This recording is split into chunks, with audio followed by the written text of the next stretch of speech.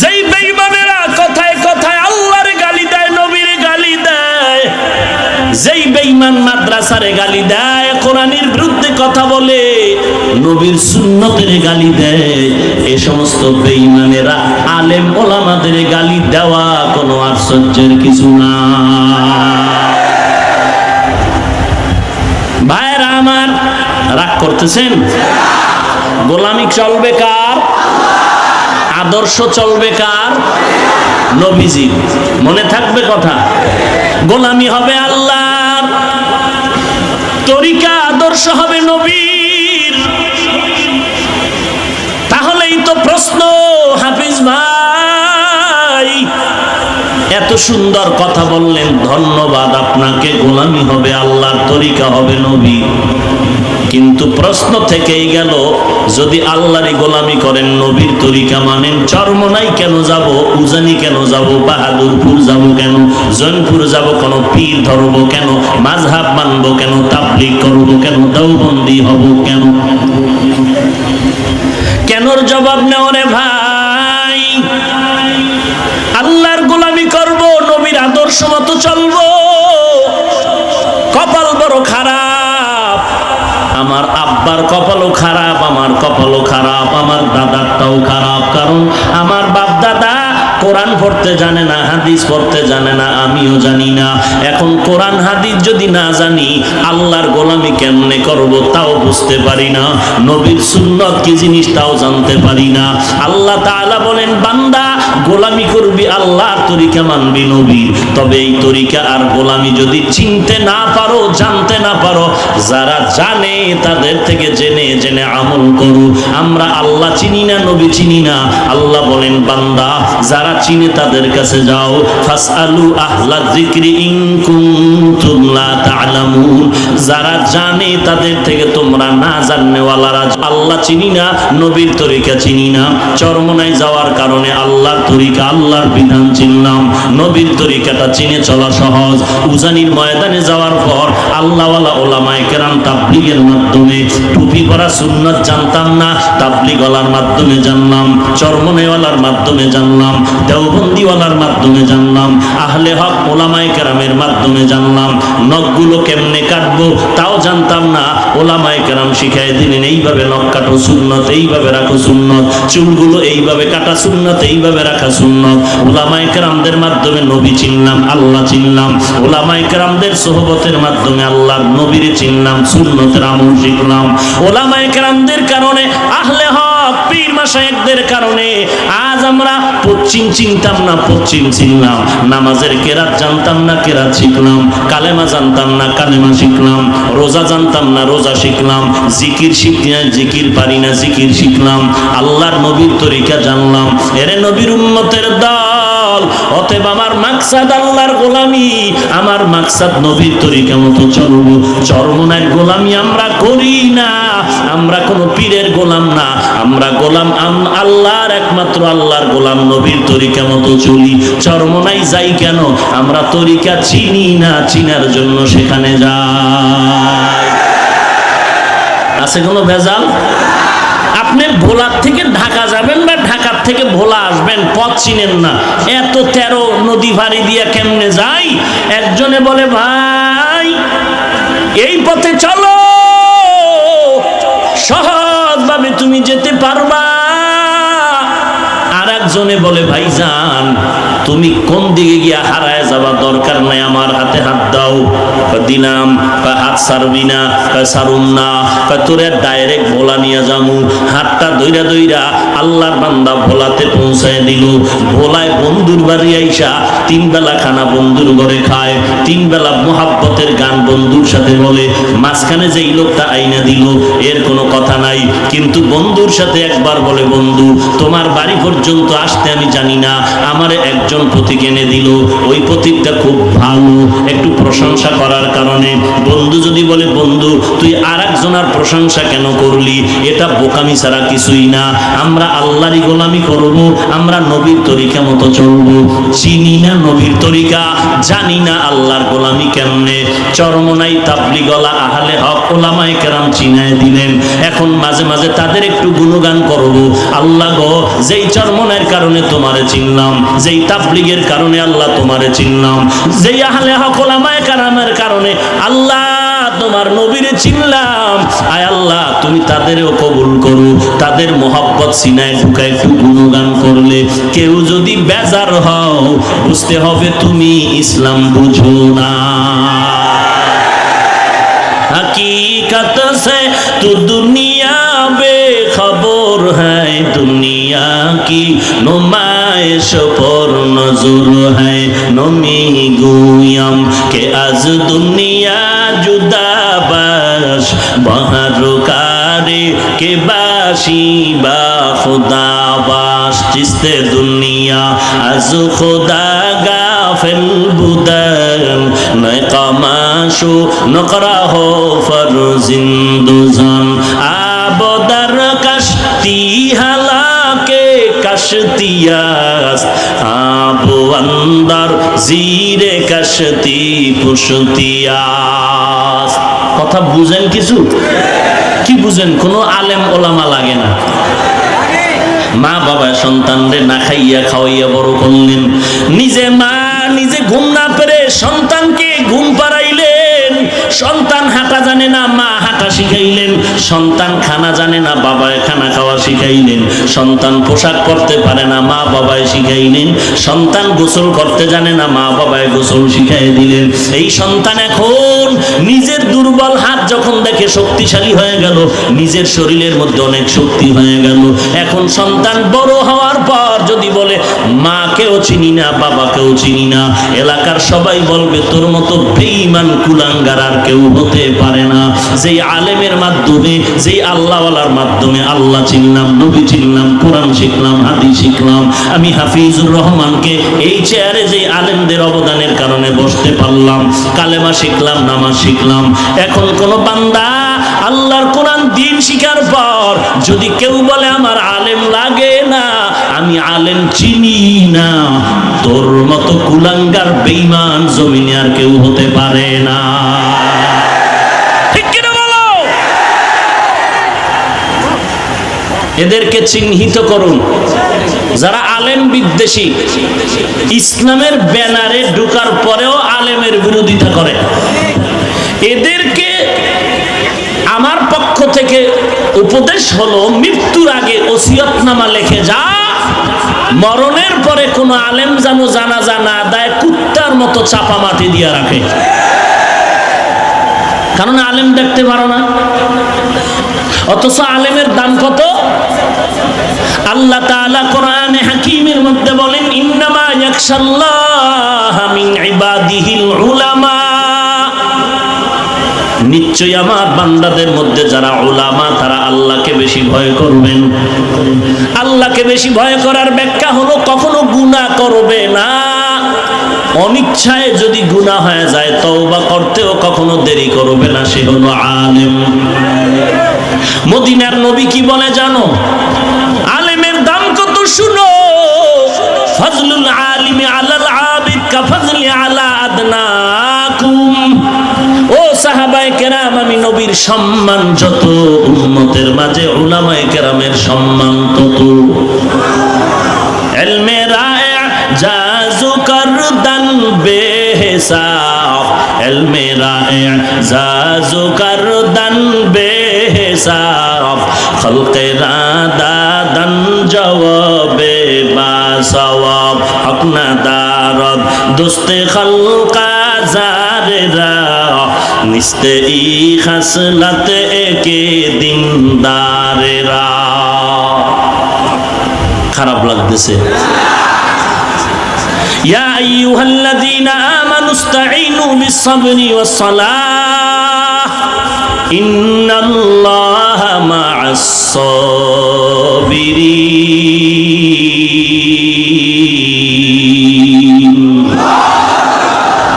দুনিয়াতে এত দামি মানুষ, নিজের সম্মানকে বজায় রাখার জন্য আল্লাহ তাআলা বললেন এই মানুষগুলোকে ধরে রাখো, চার দল বন্ধু আর আল্লাহর কিতাব কোরআনকে ধরে রাখো। দ্বিতীয়ত, অন্যের সহযোগিতা তোমার দরকার, একা একা তুমি পারবা না, মাস্তানি করিও না, কারণ তোমাকে বানাইতেই আমি আল্লাহ দুর্বল করে বানাইছি। ওয়া খুলিকাল ইনসানু যায়ীফা। আল্লাহ বলেন আমি ইনসানকে সৃষ্টি করলাম বড় দুর্বল করে, এত বড় দুর্বল। আল্লাহর বানানো একটা পিপিলিকার কাছেও মানুষ দুর্বল, আর মানুষের নিজ হাতে বানানো 2 টাকা দামের একটা প্লেটের কাছেও মানুষ দুর্বল। মানুষ খানার দিক থেকেও দুর্বল, চলাফেরার দিক থেকেও দুর্বল। ঢাকার চিড়িয়াখানায় লেখা আছে একটা বাঘের দৈনিক খানা 17 কেজি গোশত। বলেন ভোলা জেলার মধ্যে আছে নাকি কোনো খাদক 17 কেজি মারবে? 3 বেলায় পারবে? তো পেট ফুলে মরে যাও। তাহলে আমরা খানার দিক থেকেও বড় দুর্বল। বড় বড় সমুদ্রের ভেতরে মাছ আছে নীলতিমি, এক একটা নীলতিমির খানার তালিকা দৈনন্দিন 1000 কেজি চিংড়ি মাছ। একটা আছে নীলতিমি, হ্যাঁ, হাজার হাজার। এই মাছের খানাকে তৈরি করে দেন। আরো জোরে বলেন। জমিনের মধ্যে একটা পাহাড়ের নাম হলো কোহে কাফ। ওই পাহাড়ের মধ্যে একটা প্রাণী বসবাস করত, নাম হলো সিমুদ। ওই প্রাণীটার দৈনন্দিন খানার তালিকায় লেখা আছে 40টা মোটা তাজা হাতি। কে খাওয়ায়? জোরে বলেন না কেন? সে আল্লাহ কি এখন দুর্বল? খানা কম দিতে পারেন না পরিপূর্ণ? সে আল্লাহর কাছে কেন চাও না রে মুসলমান? যদি সে আল্লাহ দিতে পারেন, তোমার অন্তর সাক্ষ্য দিত, তাহলে তুমি সুদের সাথে জড়িত হইতা না, নিজের মায়ের সাথে জিনার গুনাহ করতা না। যারা সুদের সাথে জড়িত এরা কত দামি মানুষ, নিজের আপন মায়ের সাথে জিনার গুনাহ কামাই করতেছে। আল্লাহ এই গুনাহের থেকে গোটা জাতিকে হেফাজত করুন। আরো জোরে বলেন। আচ্ছা, আমার নবীর বয়স কত ছিল দুনিয়ার? বলেন বলেন। 63 বছরে নবীজির কখনো কিছু প্রয়োজন হতো কি হতো না? সবাই বলেন। হইতো। কোন মাজারে গিয়া চাইতেন? ইব্রাহিম নবীর মাজারে। তাহলে মাইজবান্ডা, আগ্রসী, দেওয়ানবাগি, কুতুববাগ, রাজারবাগ, কোথায় চাইতেন? সবাই বলেন। আল্লাহ দিতেননি? সেই আল্লাহ আসেননি? এখনো দেয়নি? তো আল্লাহর কাছে চাইতে বাধা কেন? এরে বান্দা, আল্লাহর কাছে চাইতে কেন বাধা? আল্লাহ বলেন খুলিকাল ইনসানু যায়ীফা। মানুষের মতো দুর্বল করে আমি কিছু বানাই নাই। মানুষ তুমি এত দুর্বল, খানার বেলায় দুর্বল, ঘুমের বেলায় দুর্বল, চলাফেরার বেলায় দুর্বল। এক কথায় তুমি এতটাই দুর্বল, একা একা চলার কোনো সম্ভাবনা নাই, বরং তুমি আর একজনের সহযোগিতা ছাড়া চলতে পারবা না। এক বেচারা কয়, হুজুর আমার তো টাকা আছে, গাড়ি বাড়ি সব আছে, আমি আর কার ভরসা করে চলবো? আমি বলি, যে যত টাকাওয়ালা সে তত বড় অসহায়। যে যত বড় বিল্ডিং এর মালিক, যে যত বড় লোক সে তত বড় অসহায়, সে তত বড় ঠেকা। কেমন ঠেকা? গরিবরা নিজে কোমরে গামছা বাঁধা চলতে পারে, কারোটা খাবো না, নিজে 2 হাত দিয়া কষ্ট করে কামাই করে খাবো। কিন্তু কোটিপতি তুই যে দুর্বল, গরিব ছাড়া চলার কোনো উপায় নাই। সব ভোলা জেলার গরিব যদি বলে ধনী লোকের খেদমত আর করবো না, একদিকে ধনী লোক হয়ে যাবে ফকিন্নি, জীবন হবে পঙ্গু, আর তার 5 তলা সুন্দর বিল্ডিং হবে গরুর গোয়াল ঘর। এর ফ্লোর মুছে দেয় কে? বাথরুম মুছে দেয় কে? ওই বড় লোকের জুতা মুছে কে? ওই বড় লোকের জামা ধুইয়া দেয় কে? ম্যাডাম। ওর জুতার বাড়ি ম্যাডাম ধুইয়া দিব না? সেই ম্যাডাম তো পায় না, এমন ম্যাডাম নিয়েছে যেই ম্যাডামের সাথে কথা বলতেও টিকিট নিতে হয়। এরে নবীর উম্মতের দল, গরিব জুতা মুছে দেয়, গরিব ফ্লোর মুছে দেয়। অতএব কোন গরিব যদি বলে বড় লোকের খেদমত করব না, তাহলে বড় লোকের জিন্দেগি একদিকে হবে পঙ্গু, ঘর হবে গরু ঘর। মিথ্যা বললে দাঁড়ায় বলো। তাহলে বুঝেন কত বড় টাকাওয়ালা, কত বড় অসহায়। আমরা গরিবরা রাস্তায় গাড়িতে চলতেছি, বাস গাড়ি নষ্ট, গরিব দৌড় 13 কিলোমিটার ধাক্কাইয়া বাড়ি হাজির। বড় লোক কি পারবো? এ তো হাঁটতেই পারে না, কত অসহায়। এরে আল্লাহর গোলাম, অতএব টাকার গরম দেখাইও না রে মুমিন, বাড়ি গাড়ির গরম দেখাও না। নমরুদ, হামান, সাদ্দাত, কারুন, ফেরাউনের থেকে তুমি বড় দামি কোন দুনিয়ার কোটিপতি হতে পারো নাই। যেই নমরুদটা আল্লাহকে মেরে ফেলার জন্য রেডি হয়ে গেল, কত বড় বেঈমান, আল্লাহরই রাখবে না। সেই নমরুদদারে আল্লাহ সাইজ করতে কি পরিমাণ বাহিনী লাগছে। একটা ল্যাংড়া মশার সাথে জুতা মুবারক। কি ইতিহাস মিথ্যা? শুধু মশা সাথে কি? এটা সান কপালে তো, সবার কপালে তো জুতা মুবারক লাগে না। জুতার সাথে যত বাড়ি খায় ততই মাথা ঠান্ডা। মশার মিসকল বন্ধ, জুতা নাই মিসকল শুরু হয়ে যায়। নমরুদ কয় কর্মচারী একজন ভাড়া করে রাখো, ডিউটি অল টাইম খালি জুতার বাড়ি দেবে, যত জোরে জুতা মারবে তত বেতন বাড়ায় দিবি। কেমন কপাল, সব কপালে কি হয়? কর্মচারী বলে, ও মহামান্য বাদশাহ, তোমার জুতার বাড়ি দেওয়ার জন্য 24 ঘন্টা ডিউটি করা সম্ভব না, আমার ঘুম আছে, খানা আছে, আর একজন নমরুদকে আর একজন রেডি কর জুতা ভিড়ার জন্য। 2 জন কর্মচারী ডিউটি ভাগ করে করে জুতার বাড়ি দেয়, মাথা ঠান্ডা। কেমন কপাল, জুতার সাথে বাড়ি না দিলে মাথা গরম হয়ে যায়। এরে নবীর উম্মতের দল, ওই আল্লাহ এখনো আছে না নাই? সিলেটের জমিনে শাহজালাল রহমাতুল্লাহ আলাইহি গৌর গোবিন্দের মোকাবেলায় দাঁড়ায় গেলেন। শাহজালালের অস্ত্র নাই, গৌর গোবিন্দের অস্ত্রের কোনো অভাব নাই। যুদ্ধ হবে, শাহজালাল বলে যুদ্ধ হবে, রেডি হয়ে গেলাম। হাতে কোনো অস্ত্র নাই। শাহজালালের 360 আউলিয়া কম বেশি কাফেলা নিয়া রাতের বেলা উজু বানাইয়া তাহাজ্জুদের মুসাল্লায় দাঁড়ায় কান্না শুরু করলেন, মুনাজাত করা শুরু করলেন। আল্লাহ, তুমি আসমান থেকে সাহায্য অবতীর্ণ করো। এরপরে আল্লাহর ওলি নামাজের মোনাজাত শেষ করে বললেন, এই ময়দানের মধ্যে এত বড় আল্লাহওয়ালার কাফেলা, একজন ওলি কি দাঁড়ায় বলতে পারবেন জীবনে জামাত ছাড়া নামাজ পড়েন নাই? নাসির উদ্দিন নামের একজন ওলিয়ে কামেল দাঁড়ায় বললেন, আল্লাহর হাজার শুকর, আমার একটা নামাজও জীবনে ছুটে নাই, জামাতও কোনোদিন তরক হয় নাই। শাহজালাল রহমাতুল্লাহ আলাইহি বললেন, নাসির উদ্দিন, আপনি জীবনে নামাজ ছাড়েন নাই, জামাতও ছুটে নাই, তো আজকে আল্লাহর কাছে সাহায্যের জন্য কান্না করলাম। আজকের ফজরের আজানটা আপনার পবিত্র জবানে শুরু করে দেন। নাসির উদ্দিন আজানের জন্য রেডি হয়ে গেল, দাঁড়ায় গেল। যখন সিলেটের জমিনে নাসির উদ্দিনের কণ্ঠে আল্লাহু আকবারের ধ্বনি শুরু হয়ে গেল, সিলেটের জমিনে ঝালঝালা শুরু হয়ে গেল। নাসির উদ্দিনের কণ্ঠে জমিন, আজান চলতেছে, জমিন কাঁপতেছে কাঁপতেছে কাঁপতেছে।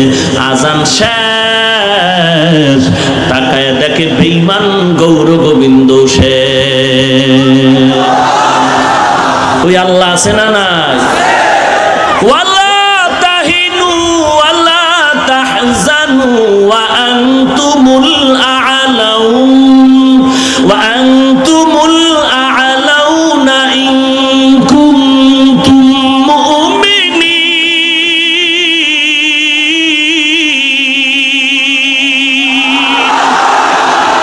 কালামে জিন্দা কুরআনে হাকিম হিকমতে উলায়া জানাসতু কদিম জামিউল ইলম ফিল কুরআনে হাকিম তাকাসারাত আনহু আফহামুর রিজালি বাখা কুরআন কালামুল্লাহ ভাষণ কদিমাস্তি নইনু। আল্লাহ বলেন ইমানদার তোদের ভয় নাই, কোনো চিন্তা নাই, বিজয়ের মালা তোরাই পাবি যদি ঈমান মজবুত করে সামনে আগাইতে পারো।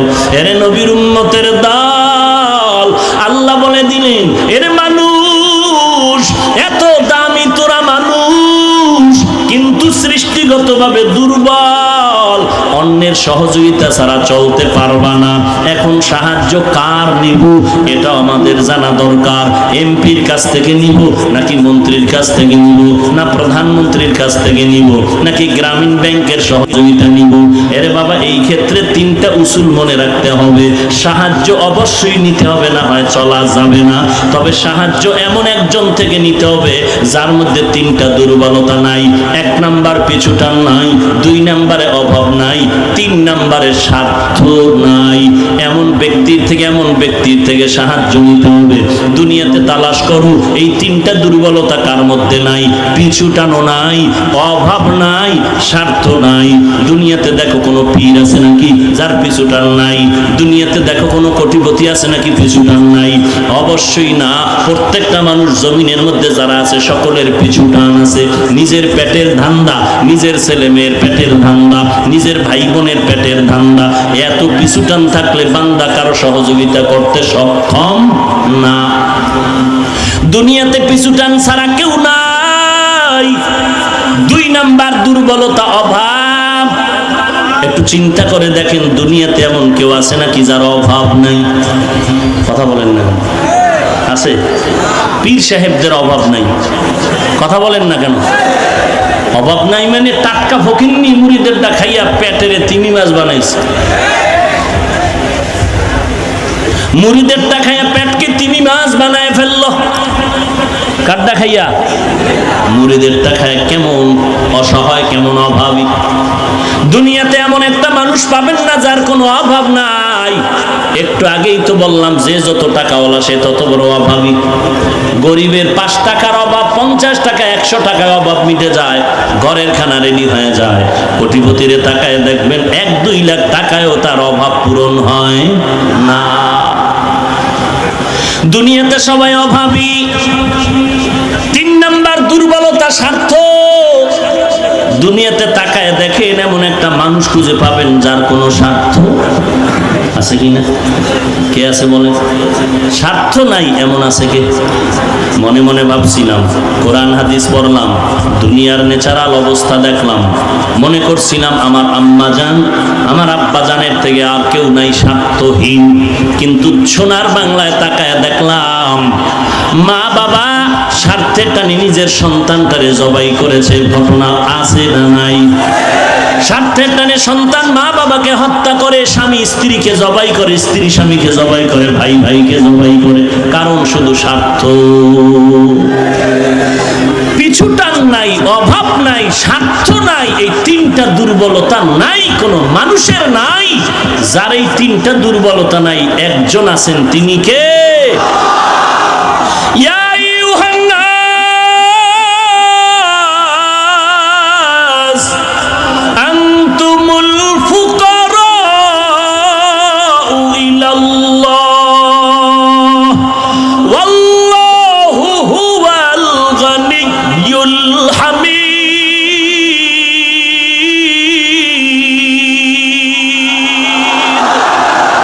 গর্তাওয়াকুল মিকুনি হার সবহ শারম মিরাসানাদ রিস্কে তু আজলাম কম জুজবাহ কচি জে মখাজ ইনসুজা ফজলে উ আমস্তে দর জুমলা জাহা। পিছুটান নাই কার? একমাত্র আল্লাহ। অভাব নাই কার? একমাত্র আল্লাহ। স্বার্থ নাই কার? জোরে বলেন। আল্লাহর স্বার্থ আছে নাকি? আল্লাহ যদি স্বার্থপর হইতেন, মূসা নবী একদিন আল্লাহকে বলেন, আল্লাহ ফেরাউন আমারে কম জ্বালায় না, পারো নাকি তুমি তারে মাইরা ফেলাইতে? ও আল্লাহ, ফেরাউনের মারতে পারো না? বলে 1 সেকেন্ড লাগে নাকি? বললো মারো না কেন? তামসা দেখো, ফেরাউন আমারে কত দৌড়া নিজে দৌড়াইলো। আল্লাহ জবাব দিয়া বলেন, মূসা এই ফেরাউন রে কে বানাইছে? আল্লাহ আপনি বানাইছে। এই ফেরাউনের খানা কে দেয়? আল্লাহ আপনি। ও মূসা, যেই ফেরাউনের খানা দেই আমি, আমার দেওয়া বাতাস, আমার দেওয়া পানি, আমার দেওয়া গাছ, আমার দেওয়া সব নেয়ামত খাইয়া যেই ফেরাউন আমি আল্লাহকে গালি দেয়, ওই ফেরাউন তুমি মূসাকে গালি দেওয়া কোনো আশ্চর্য না। আমারটা খাইয়া আমারে গালি দেয়, তোরে দিবে না তো কি করব? এরে সাহায্য লাগবে নি, কার থেকে নিব? আরো জোরে বলেন সবাই। এই কথায় যদি একমত থাকতেন, তাহলে কালকে ভোলা শহরে সব নাপাক দূর হয়ে যেত, কোন সুদি কারবারি থাকতো। অথচ আপনি কিন্তু, আপনি না হয় আপনার ছেলে, না হয় মেয়ে, আপনার স্ত্রী ওই সুদের সাথে জড়িত হয়ে আছে, আপনার খবর আছে অথবা নাই। এরে আল্লাহর গোলাম, আল্লাহ তাআলা বলেন সাহায্য আমার কাছে চাও। অনেকে বলে হুজুর ডেইলি 1000 বার চাই, মোটেও পাই না। আল্লাহ বলেন এমনে চাইলে হবে না, 2টা জিনিসের মাধ্যমে আমার সাহায্য নিতে হবে। 1 নম্বরে ধৈর্য, 2 নম্বরে হলো নামাজ। ধৈর্য আছে? কথা বলেন না কেন? ধৈর্য নাই, নামাজও নাই। আছে নামাজ, 5 ওয়াক্ত নামাজের খবর নাই। এই ময়দানে এশার নামাজের জামাত চলছিল, কত আল্লাহর বান্দারা এখানে হাজির থাইকাও নামাজ পড়ে নাই, রাস্তায় গিয়া বিড়ি টানছে। নিয়ত করছে ফজর পর্যন্ত বয়ান হলো, টেনশন নাই, কারণ বাসায় গিয়া তো ঘুমাবো না, রাত্র 3টা 4টা পর্যন্ত তো মোবাইল ধাক্কা মারি, ফজর যায় যাক, তারপর একটু এখানে বসে সময় কাটায় দেই।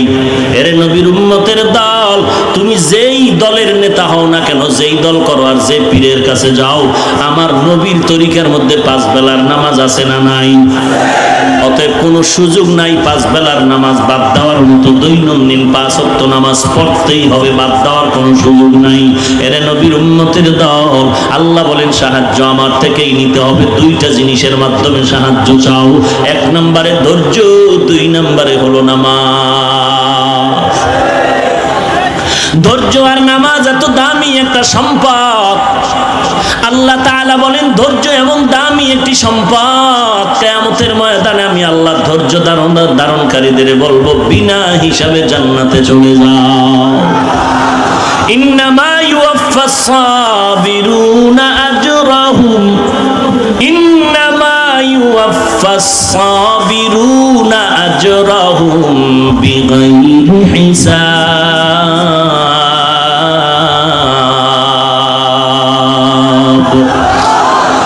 আল্লাহ বলবেন ধৈর্য ধারণকারীরা বিনা হিসাবে জান্নাতে চলে যাবে। ইয়া আইয়ুহাল্লাযীনা আমানুসবিরু ওয়া সাবিরু ওয়া রাবিতু ওয়াত্তাকুল্লাহ। ধৈর্য ধারণ করো, ধৈর্যের উপরে মজবুত হয়ে চলো। ধৈর্য এত দামি একটা সম্পদ। আল্লাহর পরীক্ষায় যদি পাশ করতে চাও, 2টা জিনিস লাগবে, ধৈর্য আর নামাজ। স্বামী আর স্ত্রী বসে বসে মধুর কথা বলতেছে। স্বামীকে স্ত্রী প্রশ্ন করে, বলে স্বামী আমার কেমন মহব্বত করো, আমাকে তুমি বলো। স্বামী ডাক দিয়া কাও বিবি, সেই মহব্বতের কোনো শুরু আছে শেষ? বলে কেমন, কথায় বুঝায় দাও। বলে তুমি আমার, আমি তোমার। এমন ভালোবাসা। স্ত্রী বলে কেমন? বলে তুমি যখন যা চাইবা আমি তৈয়ার, চাওয়ার আগেই দিয়া দিব। বলে এমন কি ভালোবাসো যে প্রশ্ন করা মাত্রই তুমি প্রশ্নের উত্তর দিবে, চাওয়া মাত্র দিবে? বলে হ্যাঁ দিব। স্ত্রী বলে ঠিকই দিবা? ঠিকই দিব। বলে আমি চাইলেই দিব? বলে চাইলেই দিব। চাওয়ার অর্ধেক বলা মাত্র দিয়া ফেলাম। বলে ওয়াদা? হ্যাঁ ওয়াদা। স্ত্রী বুদ্ধি করে কয় তাড়াতাড়ি আমারে তালাক দাও। কি দাও? স্বামীর মাথা গরম হয়ে গেল, রে বিবি বললি কি মাথা নষ্ট, এটা কি সম্ভব? বলে ওয়াদা করেছো তালাক দাও। বলে না না, এটা দেওয়া যাবে না। তো কি মোহব্বত করো, একটু আগে না বললা চাওয়া মাত্র দিয়া দিবা। মাথা গরম হয়ে গেছি, এবার ওয়াদা খেলাপ করলেও তো কবিরা গুনাহ হয়ে যাবে, ওয়াদা খেলাপ করলেও তো মারাত্মক অপরাধ। ওয়াদা করছে, এখন সমাধান কি করা যায়? আমরা দুজন সমাধান করতে পারবো না, রহমাতুল লিল আলামিন জমানার নবীর কাছে চলো তাড়াতাড়ি সমাধানের জন্য। স্বামী আর স্ত্রী সমাধানের জন্য নবীর দরবারে রওনা। আমি কিন্তু মোনাজাত দিয়ে ফেলাম। এই যে উঠা বসা কেন? এই ধৈর্যের বয়ান কি এগুলো? যে এত ধৈর্যের বয়ান করি, এর পরিণাম ফলেই তো দরুদ শরীফ পড়েন, দোয়া করে দিই। কারো জ্যৈষ্ঠ মাস, কারো সর্বনাশ।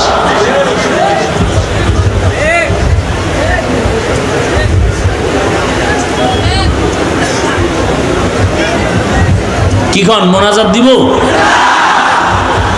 তাহলে উঠা বসা বন্ধ করেন। আমি একটা লোক ময়দান থেকে উঠলো, আমার চোখ ওখানে চলে যায়। এতগুলো আল্লাহর বান্দা আলেম ওলামা মাঠে বসা আছে, কত হাজী সাহেবরা বসা আছে।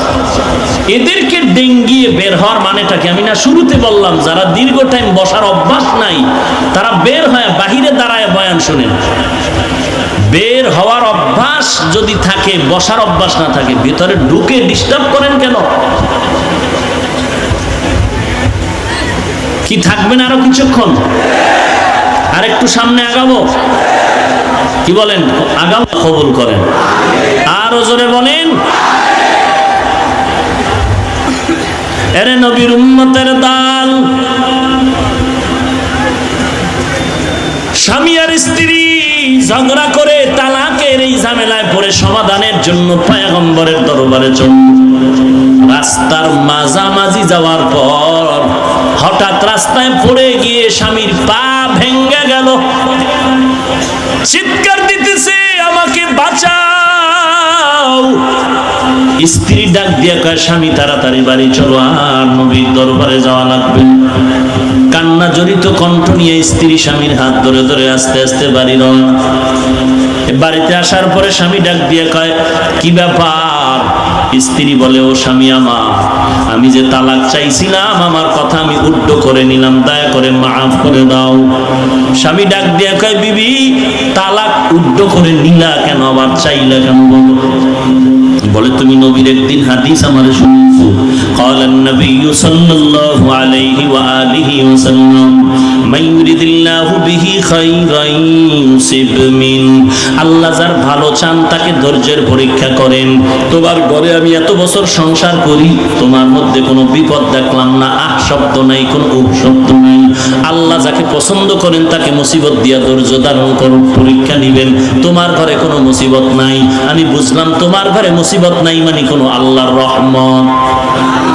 যেই ঘরে আল্লাহর রহমত নাই, আমিও সেই ঘরে থাকতে চাই না। কিন্তু যাওয়ার পথে যখন তুমি রাস্তায় পড়ে গিয়া পাওটা ভেঙে ফেলে কান্না শুরু করেছো, তোমার উপরে বিপদ একটা চেপে আসলো, আমি বুঝে নিলাম আল্লাহর রহমত তোমার উপরে নেমে আসে। অতএব তোমার ঘরে এখন আল্লাহর রহমত আছে, আমিও আছি। ধৈর্য দামি একটি সম্পদ। ধৈর্যের পাহাড় গড়েছেন আইয়ুব আলাইহিস সালাম, ধৈর্যের দৃষ্টান্ত কায়েম করেছিলেন ইউসুফ আলাইহিস সালাম। ভাইয়েরা 10 জনে মিলিয়া ইউসুফের এত আঘাত, সবাই মারধর করে, বাবার থেকে কত মজার কথা নিয়ে আসে। জঙ্গলের মধ্যে গিয়ে ইউসুফের উপরে প্রহার, এক ভাই মারে আর এক ভাইয়ের হাতে দিয়ে কয় মার। ইউসুফ নবী কান্না করে বললেন, ভাই আমি তোমাদের কোনো ক্ষতি করি নাই, কেন আমাকে তোরা মারতেছো? আমার বাবাও তো তোমাদের সাথে কোনো ক্ষতির কথা বলেনি, আমার বাবার এত মজার কথা বলে নিয়ে আসলে আবার মারধর কেন? এরে নবীর উম্মতের দল, আল্লাহ তাআলা বলেন ধৈর্যের ফল বড় কঠিন ফলাফল। আইয়ুব নবীকে আল্লাহ ধৈর্যের পরীক্ষায় ফলায় দিলেন। সর্বশেষ আমার নবী, আপনার নবী রাহমাতুল লিল আলামিনের ধৈর্য মারাত্মক কঠিন ধৈর্যের পরীক্ষা। এরে নবীর উম্মতের দল, ধৈর্য বড় দামি একটি দরকারি সম্পদ। আল্লাহ বলেন সাহায্য আমি তাকে অবশ্যই দিব, চাওয়া মাত্র দিব। দুইটা জিনিস নিয়ে সাহায্যের দরজায় দাঁড়াতে হবে। এক নম্বরে ধৈর্য, দুই নম্বরে হলো নামাজ। যারা 5 ওয়াক্ত নামাজ পড়েন এরা হাজারো কান্না করলে আল্লাহ সাহায্য তাদেরকে দিবেন না। হ্যাঁ, টুকটাক যা পাইতেছে এটা দুনিয়ার জন্য, মরণের পরে আর কোনো শান্তির দরজা খোলা থাকবে না। এরে আল্লাহর নবীর উম্মতের দল, আল্লাহর মোহাব্বত নিয়া তৌফিক চাও। আয় আল্লাহ, তোমার শরণাপন্ন হওয়ার তৌফিক দাও। দুইটা গুণের মাধ্যমে ধৈর্য দাও, এবং তুমি আমাকে সাবিরিনদের অন্তর্ভুক্ত করে দাও, এবং তুমি 5 ওয়াক্ত নামাজ বা জামাআত আদায় করার তৌফিক দান করো। কয় ওয়াক্ত নামাজ? মাপ পাওয়ার কোন সূরাত আছে? 5 ওয়াক্ত নামাজ যদি পড়ো, 1 ওয়াক্ত নামাজ পড়তে তোমার 20 মিনিট, ধরে নিলাম আধা ঘন্টা। 5 ওয়াক্ত নামাজে সময় লাগবে তোমার 2.5 ঘন্টা। এই 2.5 ঘন্টা সময় কাজে লাগায় যদি 5 বেলার নামাজ পড়ে নাও, আল্লাহ বলেন নবী উম্মতের জানায় দেন আমি 5 ওয়াক্তের নামাজের বরকতে 50 ওয়াক্ত নামাজের সওয়াব দিব। উম্মতের জানায় দেন কোন উম্মত যদি এশার নামাজ জামাতে পড়ে ঘুমায়, ঘুম থেকে উঠে যদি আবার ফজরের নামাজ আদায় করে নেয়, আল্লাহর নবীকে আল্লাহ বলেন উম্মতের জানায় দেন ঘুমাইয়া ঘুমাইয়া যেই সময়টা ব্যয় করলো ওই সময়টাও নেকের পাল্লায় ওজন দেওয়া হবে। একটুখানি নেকের তরে রোজ হাসরের মাঠেতে বাবা ঘুরবে ছেলের পিছে, ছেলে বাবার আগেতে। আহাতে মন কঠিন দিনেতে নামাজ তোমায় ভুলবে না, ঠিক মতো পড়িলে নামাজ জান্নাত তোমার ঠিকানা। ঘুমের চেয়ে নামাজ ভালো আর তুমি ঘুমাইও না, ঠিক মতো পড়িলে নামাজ জান্নাত তোমার ঠিকানা। আমার প্রাণের ভাই বোনেরা জলদি করে উঠে যাও, ওযু করে তাড়াতাড়ি নামাজ পড়তে লেগে যাও। আহা নবী বেনামাজির শাফাআত করিবেন না, ঠিক মতো পড়িলে নামাজ জান্নাত তোমার ঠিকানা।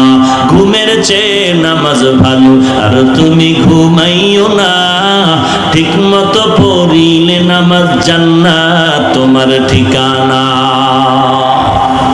কয় ওয়াক্ত নামাজ? সমস্যা আছে পড়তে?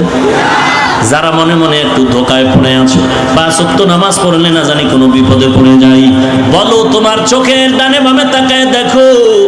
হুজুরদের কথা বাদ দাও, তোমার মতো যুবক স্কুলে পড়ে, কলেজে পড়ে, ভার্সিটিতে পড়ে, তাকায় দেখো 1 ওয়াক্ত নামাজও বাদ দেয় না, আছে না নাই?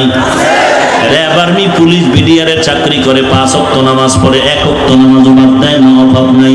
ড্রাইভারি করে নামাজ বাদ দেয় না, কৃষি কাজ করে তোমার মতো আমার মতো যুবক নামাজ বাদ দেয় না। ও বাবা, আজকে তুমি পায়ে ধরে ধরে তোমাকে বলতেছি টুপি পরো, নামাজ পড়ো, দাড়িটা লম্বা করো। তুমি নামাজ পড়তে চাও না, টুপি পড়তে চাও না। আর আমাকে যদি কেউ কোটি কোটি টাকা গোপনে আমাকে দিয়া বলে হাফিজ ভাই দাড়িটা কেটে ফেলো, 5 কোটি টাকা দিব, তুমি জবাব দাও আমি টাকার লোভে দাড়ি কাটবো নি? একটু চিন্তা করো, তোমার পায়ে ধরে ধরে ধরে ধরে বললাম, তারপরও টুপি পড়তে চাও না। আর আমাকে কোটি টাকার লোভ দেখাইলো আমি টুপি ফেলতে চাই না। কারণটা কি? কারণ আর কিছু না, জাহান্নামের আযাবের ভয়। ওরে নবীর উম্মতের দল, একটা সেকেন্ডের আযাব সহ্য করার শক্তি জমিনে কেউ নাই। জমিন থেকে 9,30,00,000 মাইল উপরে সূর্য, দিনের বেলা সূর্য আসিল, রাতের বেলা নাই, এরপর এত ঘাম এত গরম লাগেনি আপনাদের? এরে আল্লাহর বান্দা, ওই সূর্যের একটা মুখ জমিনের দিকে দেওয়া, রাতের বেলা নাই, দিনের বেলা, এরপর এত গরম।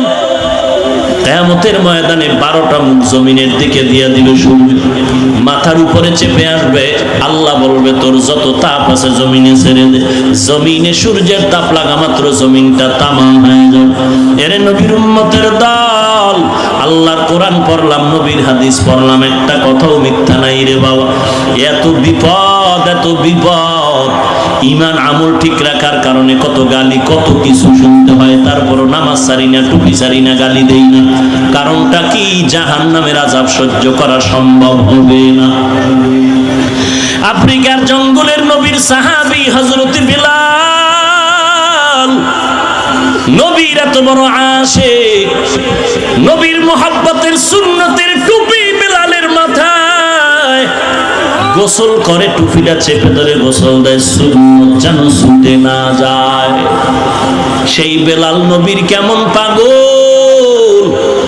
নবী মেরাজ থেকে এসে বলেন, বেলাল রে, আমি আল্লাহর আরশ আজিম দেখলাম, জান্নাত জাহান্নাম দেখলাম, ওখানেও তোমার হাঁটার আওয়াজ পেলাম। এমন কি আমল করেছো রে বেলাল? বেলাল বলে, আমার কোনো আমল নাই রে নবী, শুধু আমি আপনার মোহাব্বত নিয়ে অন্তরে চলতেছি রে পয়গম্বর। আবু বকর সিদ্দিক রাদিয়াল্লাহু তাআলা রাস্তা দিয়ে হেঁটে যায়, হঠাৎ করে শুনতেছে বেলালের কান্নার আওয়াজ আবু বকরের কানে আসতেছে। তাকায় দেখতেছে বেলাল যেই বেঈমান উমাইয়ার ঘরে চাকরি করে, গরিব, ওই উমাইয়া বেলালকে হাতে পায়ে রশি লাগায় আঘাত করতেছে। আবু বকর বলে, উমাইয়া বেলালকে মারিও না, আমার কাছে তোমাদের একটা গোলাম আছে, তোমাদের জাতি ধর্ম লাইনের একজন নিয়ে যাও, বেলালের দিয়া দাও, না হয় বিক্রি করে দাও। এরে নবীর উম্মতের দল, এই বেলাল টুপি ফালায় না, নবীর সুন্নাত। কিন্তু উহুদের ময়দানে যেদিন নবী রক্তাক্ত হয়ে যাচ্ছেন, বেলাল যাইতে চাইছিল মদিনার একটু দূরে গেলে হেঁটেও যাওয়া যায়, অল্প টাইম উহুদের ময়দান। বেলাল যাইবে, নবী বলেন, না, তুমি মসজিদে থাকো, সময় মতো আজান দিয়া নামাজ পড়বা, যাওয়ার দরকার নেই। নবী উহুদের ময়দানে চলে গেলেন। বেলাল সময় গনিয়ে আসলো আজানের, আজান দেওয়ার জন্য বেলাল দাঁড়ায় বললেন, আল্লাহু আকবারের ধ্বনি দিয়া যখন বলতেছিলেন হাইয়া আলাস সালাহ, এমন সময় কে যেন কানের মধ্যে আওয়াজ দেয়, উহুদের ময়দানে নবী না। বেলাল আর শব্দ না বাড়াইয়া আজান ছেড়ে দৌড়ায়। যেই বেলাল গোসলের টাইম মাথার থেকে টুপি ফালায় না, ওই বেলাল উহুদের ময়দানে দৌড়ায়, টুপিরও খবর নাই। ও বেলাল, মাথার টুপি কই? বেলাল কান্না করে আর বলে, ভাই, আমার নবীর খবর ক, কারণ আমার নবীর জন্য টুপি, আমার নবীর জন্য আজান, আমার নবী নাই, টুপি আর আজানের আমার কোনো খেয়াল নাই। বেলাল দৌড়ায়, আমার নবী না থাকলে আমি বেঁচে থেকে কি লাভ হবে? এরে নবীর উম্মতের দল, ওই নবীর আদর্শের উম্মত, নবীর সাহাবায়ে কেরামের এত ধৈর্য, এত কষ্টের জিন্দেগিতেও তারা একটু পরিমাণ ঈমান থেকে লাঞ্ছিত হন নাই। আজান হয়ে যাচ্ছে, নবী ইমামতির মুসাল্লায় দাঁড়ানো, ইকামত চলতেছে, সাহাবী দৌড়াইয়া আইসা নামাজের কাতারে দাঁড়ায় গেলেন। নবী সালাম ফিরানো মাত্র সাহাবী দৌড়াইয়া বাসায় চলে গেলেন। অন্যান্য সাহাবী আজানের আগে এসে বসে থাকে, নবীর সালামের পরে বসে নামাজ পড়ে সুন্নত পড়ে অপেক্ষা করে নবী বয়ান করবেন। একদিন, দুদিন, 3 দিন, কয়েকজন সাহাবা ওই সাহাবীর ব্যাপারে নবীর কাছে অভিযোগ দিলেন, পয়গম্বর, অমুক সাহাবী নামাজের ইকামতের সময় আসে, আবার সালাম ফিরানো মাত্র দৌড়ায় যায়। নবী একটা কথা 3 বার না শুনলে অভিযোগ তার কানে নিতেন না। আজকে নবী চুপ, আর একদিন অভিযোগ আসলো, নবী চুপ, আর একবার আসা মাত্র বলেন, ও সাহাবায়ে কেরাম, হয়তো সাহাবী ইকামতের সময় আসে, আগে আসে না, আবার সালামের পরে দৌড়ায়, দেরিও করে না, মনে হয় কোনো বিপদের মধ্যে পড়ে আছে, চলেন আমরা তার বাড়ি চলে যাই। মায়ার নবী রহমাতুল লিল আলামিন সাহাবীর বাড়ির দরওয়াজায় হাজির। সাহাবায়ে কেরাম নিয়ে দাঁড়ায় সালাম, আসসালামু আলাইকা ইয়া আহলাল বাইত, ও ঘরওয়ালারা কে আছো? রহমাতুল লিল আলামিন তোমার ঘরের দরওয়াজা। ঘর থেকে কোন আওয়াজ আসে না। আর একবার নবী আওয়াজ দিলেন, কথা নেই, আবার আওয়াজ। নবী দাঁড়িয়ে আছে, কেন আওয়াজ নাই? এইবার নবী শুনতেছেন ঘরের ভেতরে কান্নার আওয়াজ। মায়ার নবী জিজ্ঞাসা করে, কান্নার আওয়াজ কেন রে সাহাবী? সাহাবী করুণ আওয়াজ দিয়া কান্না করে, বলে, নবী, আমি এত পরিমাণ গরিব, আপনার কাছে আসার মতো ভালো পরনে কোনো আমার কাপড় নাই রে নবী। নবী বলেন যা আছে তা নিয়ে নবীর সামনে আসরে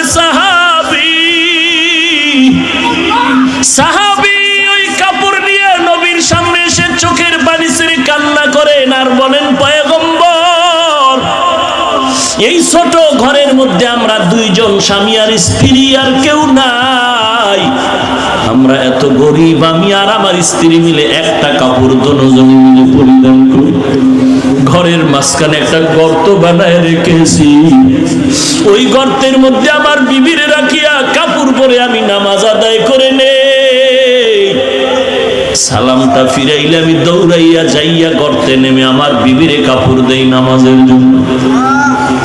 মায়ার নবী চোখের পানি ছেড়ে কাঁদলেন আর দোয়া করলেন, হে মালিক, এত বড় অসহায় আমার সাহাবী, তারপর আপনাকে ভুলে না, ও আল্লাহ আপনিও আমার সাহাবী এই বান্দাকে ভুলবেন না রে আল্লাহ।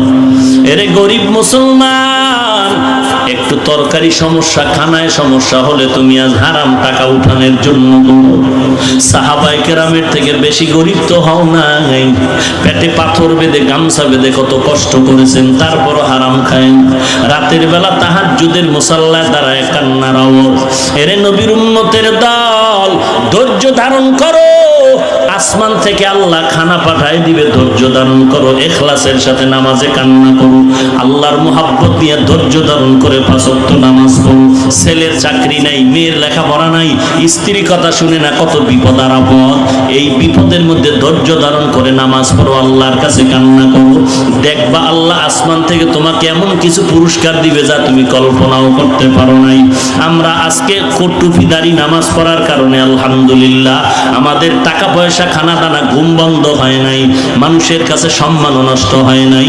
এরে নবীর উম্মতের দল, আজকে তুমি দেখাও কোরআনওয়ালা, নবীর আদর্শওয়ালা একটা মানুষও কিনা খাইয়ে মরে গেছে নাকি? কেউ মরে যায় নাই। অতএব আল্লাহর মুহাব্বত নিয়ে তওবা করো। আয় আল্লাহ, এতদিন বুঝতে পারি নাই, হারামের পেছনে দৌড়াইছি, ধৈর্য ছিল না, নামাজও ছিল না রে আল্লাহ, আজকে তোমার দরবারে তওবার দরজায় ফিরে আসছি, আর জীবনে নামাজ ছাড়বো না। আয় আল্লাহ, তুমি সাবিরিনদের অন্তর্ভুক্ত করে দাও রে মালিক।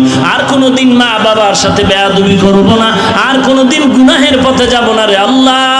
সহিভাবে আজকে থেকে কোরআন তেলাওয়াত শিখবো, 5 ওয়াক্ত নামাজ পড়বো, মা বাবার খেদমত করবো, ভাইয়ের উপকার করব, দেশ ও জাতির পক্ষে কাজ করব, বিরোধিতা করব না, নবীর সুন্নাত আর বাদ দিব না।